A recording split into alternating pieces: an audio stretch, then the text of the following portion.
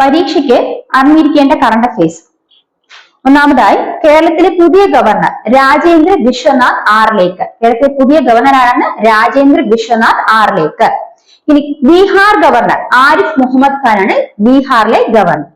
ഇനി 1 മിനിറ്റും 24 സെക്കൻഡും മാത്രമായി രാജ്യത്തെ ഏറ്റവും കുറഞ്ഞ നയപ്രഖ്യാപനം നടത്തിയ ഗവർണർ ആരാണ് എന്ന് ചോദിച്ചാൽ ആരിഫ് മുഹമ്മദ് ഖാൻ ആണെന്ന് ഓർത്തുവെക്കും. ആരിഫ് മുഹമ്മദ് ഖാൻ ആണ് രാജ്യത്തെ ഏറ്റവും ദൈർഘ്യം കുറഞ്ഞ നയപ്രഖ്യാപനം നടത്തിയത്. അത് 1 മിനിറ്റും 24 സെക്കൻഡുമാണെന്ന് ഓർത്തുവെക്കും.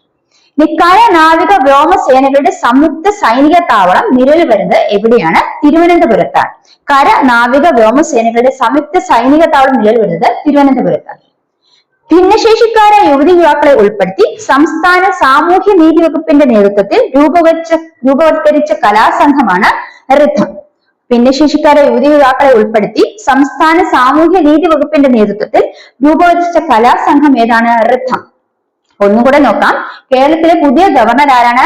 രാജേന്ദ്ര വിശ്വനാഥ് ആർലേക്കർ ആണ് കേരളത്തിലെ പുതിയ ഗവർണർ. രാജേന്ദ്ര വിശ്വനാഥ് ആർലേക്കർ.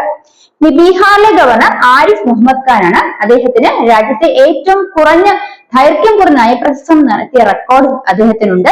1 മിനിറ്റും 24 സെക്കൻഡുമാണ് അദ്ദേഹത്തിന് നയപ്രഖ്യാപനം നടത്തിയ സമയം. ഇനി കര, നാവിക, വ്യോമസേനകളുടെ സംയുക്ത സൈനിക താവളം നിലവിൽ വരുന്നത് തിരുവനന്തപുരത്താണ്.